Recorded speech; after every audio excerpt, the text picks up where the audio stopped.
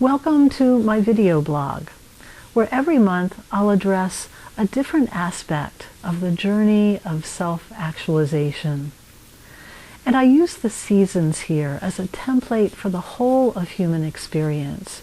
So you'll find that every message relates in some way to the month we're in. I find that every season lends itself to a different kind of spiritual work and personal growth. A whole different aspect of the archetypal drama between light and dark unfolds with every seasonal change. And the more we can attune our inner lives to these cycles of the outer world, the more we actually access an energy greater than our own.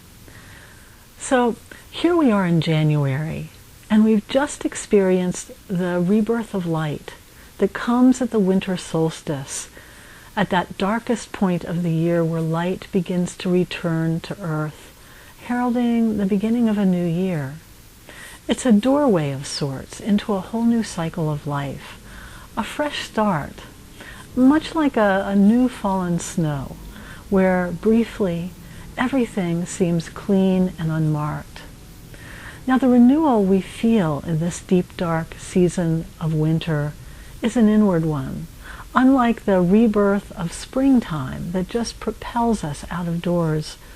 The garden we're growing this time of year is an internal one. And we all sense this on some level, which explains the collective flurry towards self-improvement as we all make New Year's resolutions and join gyms and renew our intentions to quit all of our bad habits. Each new year offers a symbolic door of opportunity. Symbolic because nothing outwardly has changed. Just as a fresh snowfall doesn't clean up anything underneath it, the new year hasn't changed anything but our minds. Yet it's this very shift in perspective that creates the opening that allows personal transformation. So in keeping with this season of interchange, here's a self-improvement exercise that looks within to discern our direction of highest growth. Before going any further, put yourself into a relaxed, quiet frame of mind where you can do some imagining. You'll want to listen to the next part carefully with your imagination wide awake, because you're about to meet the symbolic door of opportunity that the new year holds for you. So you might want to take a deep breath. Just let your body relax and your attention turn inward.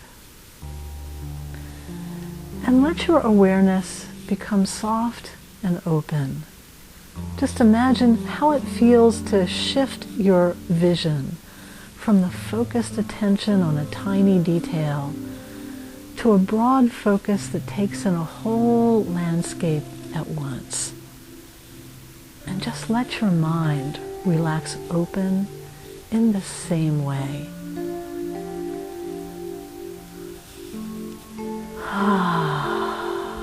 Breathe, relax, soften.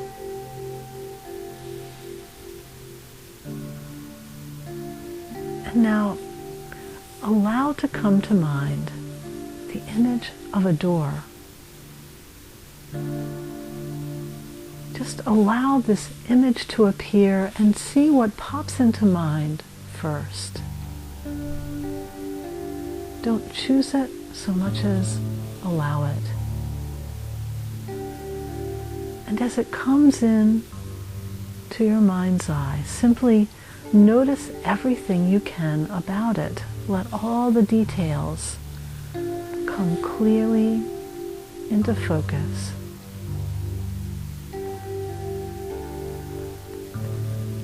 So you have now a clear picture in mind, and a strong experience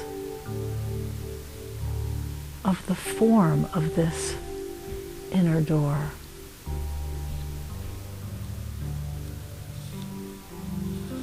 So imagine that this door is calling you to do something with it. And you'll know what to do because it will feel natural. It'll be what you most want to do.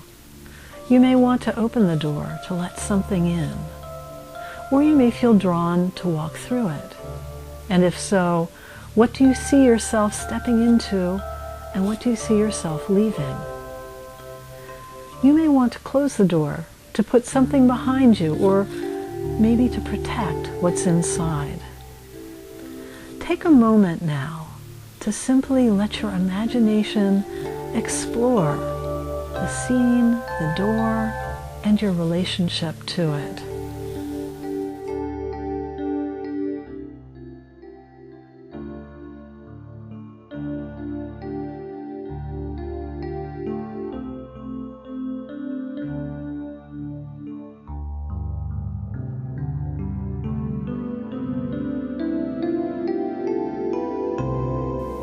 And then let your imagining come to an end. You might want to take a deep breath to bring yourself back. Now, doors are potent symbols of transformation, rich in metaphorical meaning. Doors can open to let some fresh new element in, or they can offer a threshold to be crossed, compelling us to take a step, to act, to move into a new realm. And sometimes they need to be closed, putting an end to a chapter of life, creating closure, or perhaps to preserve warmth and protect our inner sanctum. Opening to let something in, closing to put something behind us, closing in, cocoon-like, and taking the step that begins a new journey. These are all universal aspects of growth. And we all go through them at different times. So consider that the door you just imagined is offering you a personal metaphor full of meaning and information as to how you can move more consciously with the current of your growth at this time. Now here's some questions to help you get started in understanding the relevance of the door symbol that just came to you. First, ask yourself, if your door was opening to let something in, how are you becoming or needing to become more open? Do you need to perhaps relax personal defenses and trust more and let people in?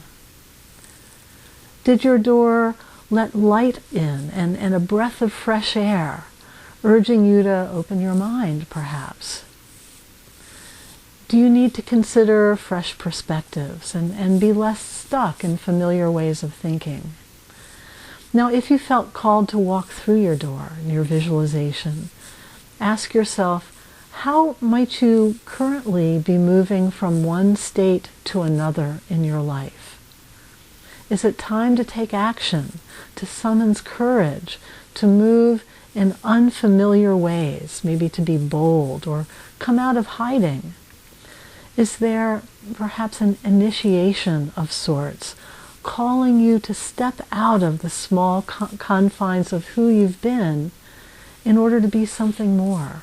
Is it time to come out of your comfort zone?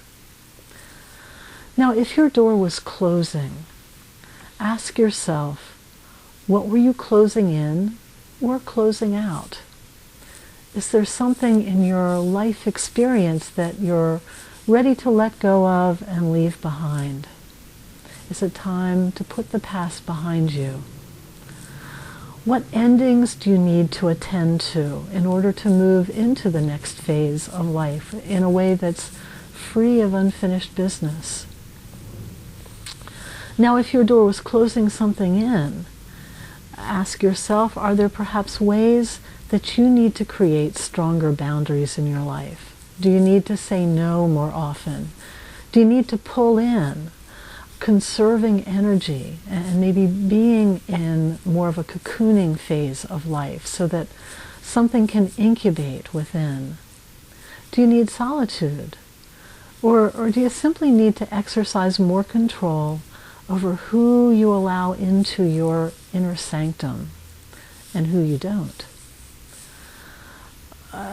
As you reflect on these questions, just really let the imagery of your door suggest an action that's somehow an appropriate stretch in the direction of your growth. It might mean inviting someone in, maybe literally by having an unaccustomed dinner party or invitation into your home to those people you'd like to become more connected to. It might be a figurative opening by taking an emotional risk to let someone into your heart. Could mean some bold action to come out of hiding, to get moving, to transition from one realm to the next in your life. The action might mean setting up limits in a new way, conserving your energy perhaps, or taking more time for yourself. Doors are everywhere. We can't really live life without experiencing doors on a daily basis. We open them, we close them, we move through them many times a day. So as an exercise this week, experiment with, as you perform the mundane act of going through doors, as you literally go through the doors of your life, hold in mind the metaphor of your inner door. So if your door was letting in fresh air, stand at the doorway for a moment before leaving your home and invite new energy into your life. If in your imagery you were boldly walking through your door, imagine taking a powerful step into a new realm every time you walk across a threshold. Or you might give extra attention when you close your door and bring to mind all that you're putting behind you or all that you're protecting.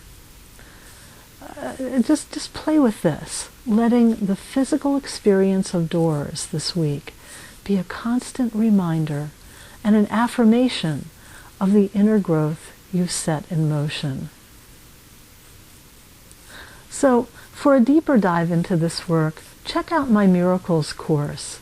It's a year-long online coaching program, complete with recorded meditations to listen to, live webinar classes, private consultations, and printed materials. And you enroll for a season at a time, and the program leads to ordination for anyone interested in that kind of certification. Now on my website, lynnwoodland.com, you can find all kinds of free downloads and free recorded meditations. There's a couple of different healing meditations you can listen to. I also have a free distance healing ministry, so you can go on there any time of day and night and leave a request for distance healing, and a whole group of people will attend to that and send you some healing. And there's all kinds of other things there. You can check my calendar of upcoming events, which include webinars and phone conferences and in-person workshops. So, thank you all for being with me this month, and until next month, namaste.